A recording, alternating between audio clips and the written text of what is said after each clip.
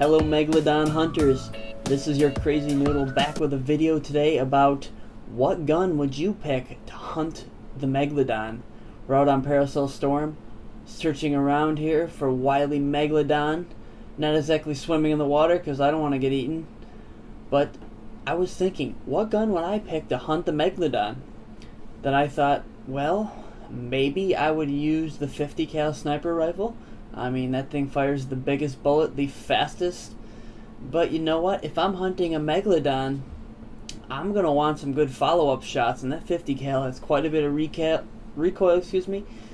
and I just don't think I would be that accurate because I'm going to want to bullet spray this Megalodon down.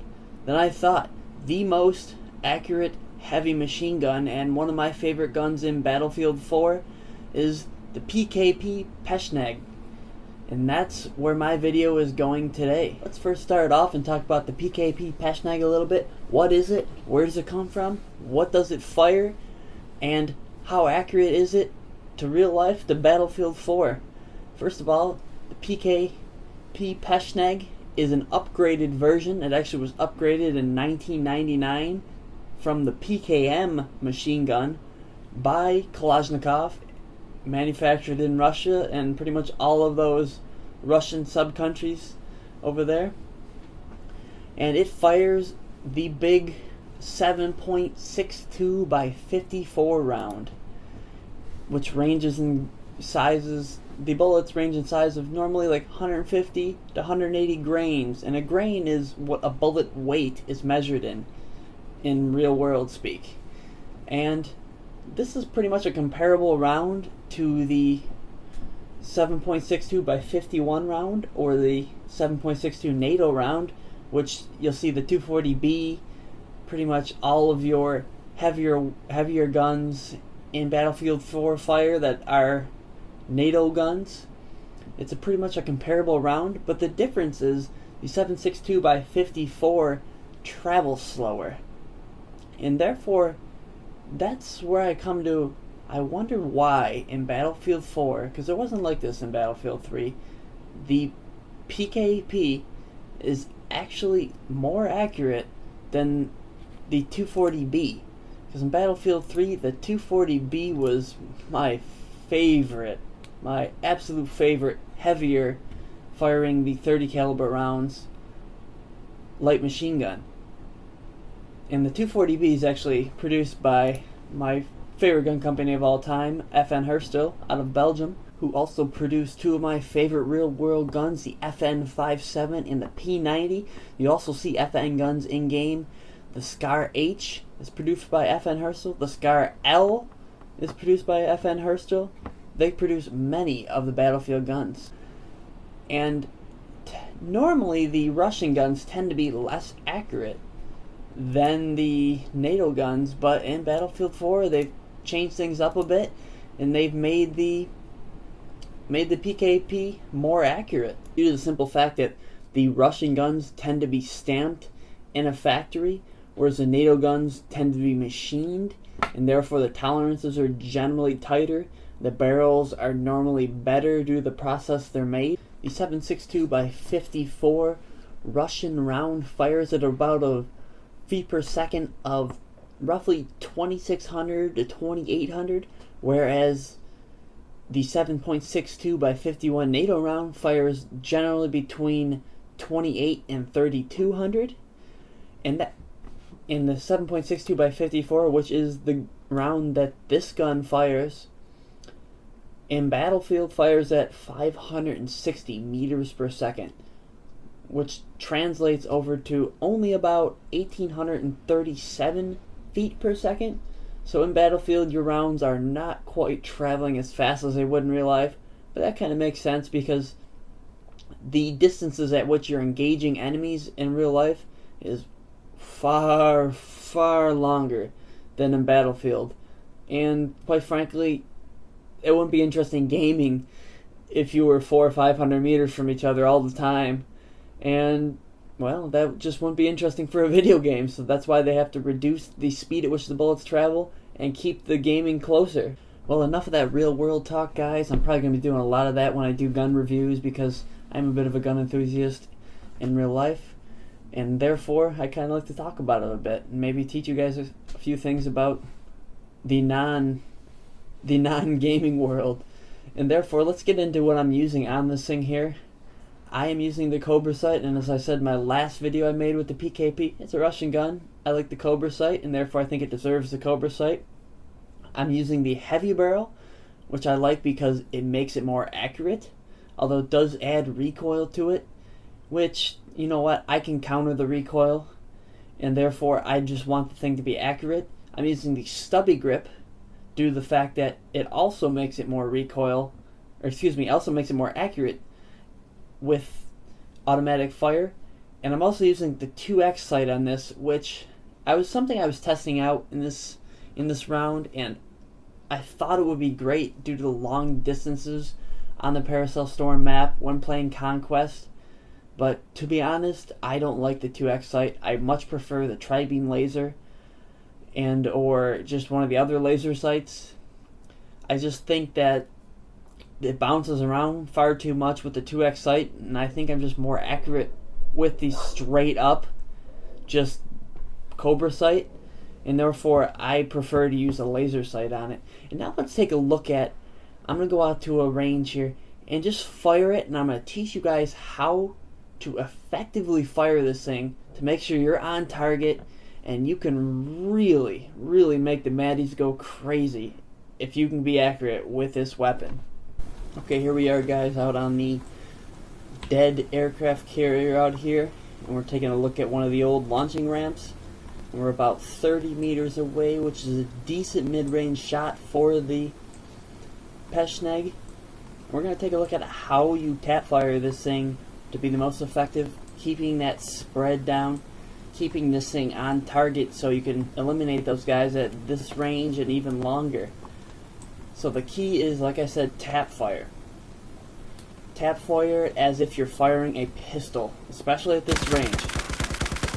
And look, you can keep that spread nice and tight there. I mean, that's not bad for a machine gun at 30 meters. Whereas if you come over here and I just let it rip, and look, I'm pulling back on the recoil, and that thing is going everywhere. I was compensating for the recoil there, and it still went everywhere. And look how much bigger that spread is.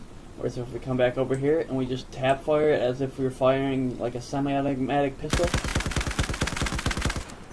you get that nice little spread. And that's like, if you're going for the chest, that's all chest shots right there.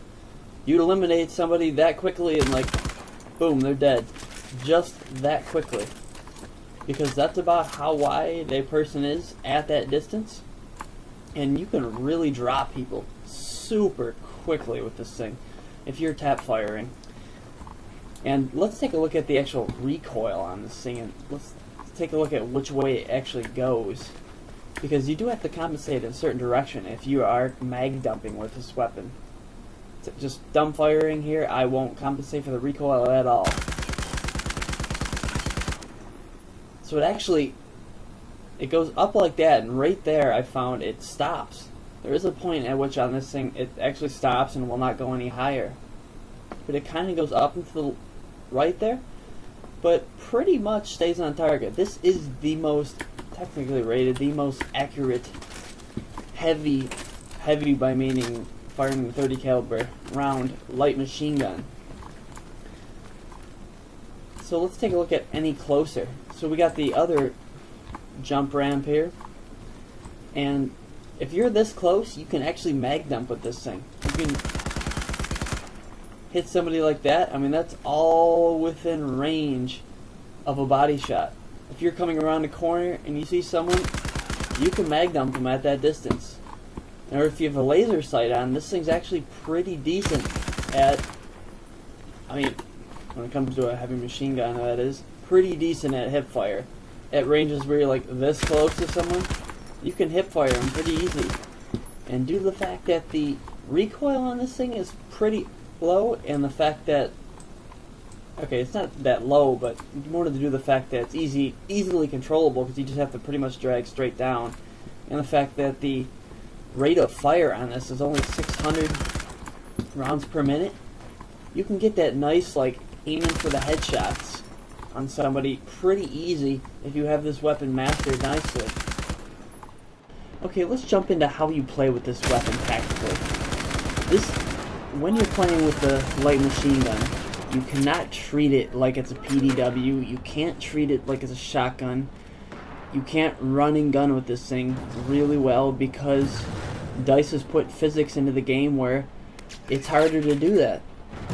It's a big, heavy gun, and therefore it needs to be treated like a big, heavy gun. You need to keep your distance from your enemies. You need to kind of scan areas. You've got 100 bullets in this thing per magazine. Don't be afraid to drop the hammer and waste 30 rounds trying to take a guy out if need be. I mean, this thing is a bullet cannon. They just keep coming and they keep coming. You can spray whole crowds of players down without much of a problem at all. And you overall just need to be attentive. You gotta watch your surroundings. Make sure people don't get too close to you. I recommend you keep at least a 15-meter gap between where the actual line of battle is, where the players are meeting head to head, to where you are. Stay behind that front line. And that is the way you're going to be the most successful. Because if you're getting up close and personal with something like this, you're going to lose a lot of battles.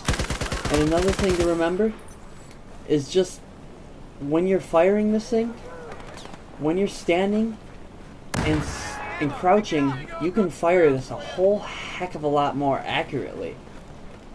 As you see, I come up to this guy here, and I see him come out and I crouch down. He's probably a good 25 meters away there.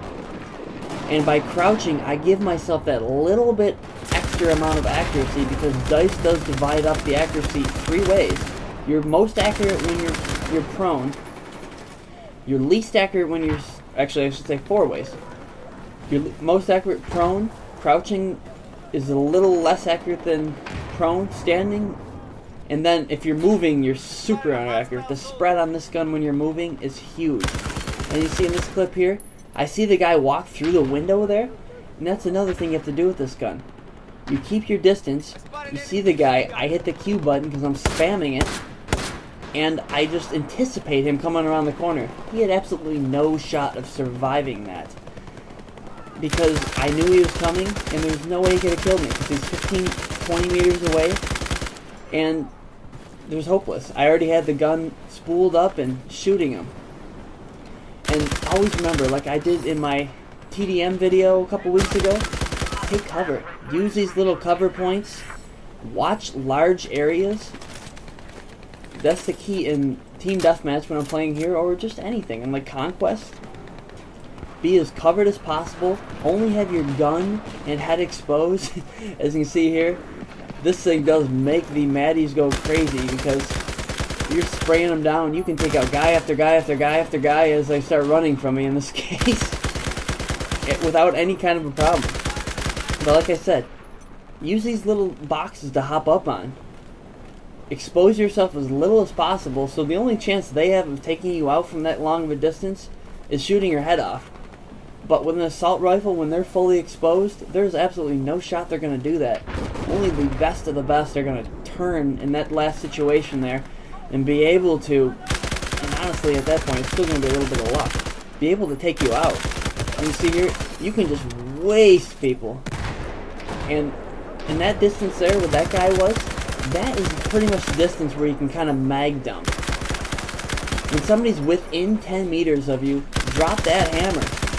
The spread on the gun won't be that much, and by the time the spread actually plumes out, the guy will be long dead.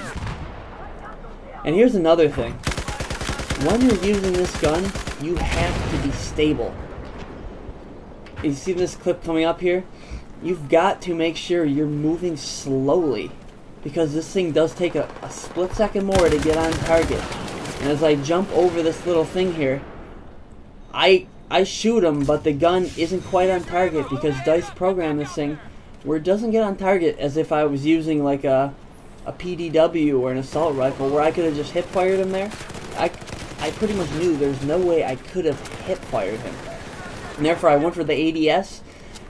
but due to the fact that this gun is larger, it doesn't quite work well enough, and I got my face shot off. But luckily my guys have been doing good at reviving me in this round. And when you do get revived, be thankful for that, because there's so many players who don't revive. It's ridiculous. Throw that throw the bullet pack out there for them, and give those guys some rounds. And you see me come around this corner here? That's a perfect spot to mag dump. I shot that first guy and never let off. I let off once between shooting the two, just to reset that cone of spread, and wasted that second guy. If you guys enjoyed this video, you really feel like you learned something in this video, you think I have earned your subscription, please hit the subscribe button.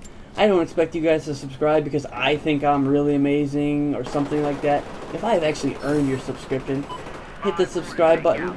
I really do enjoy making these videos for you guys, coming out with new tips and tricks.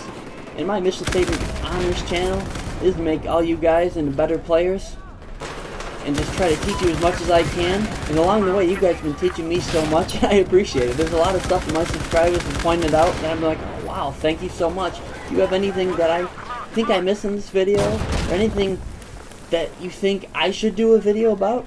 Send me it. I just had a subscriber a couple days ago ask me like, hey, can you make a video about this, make a video about that, and I turned out I was going to actually make a video about it anyways.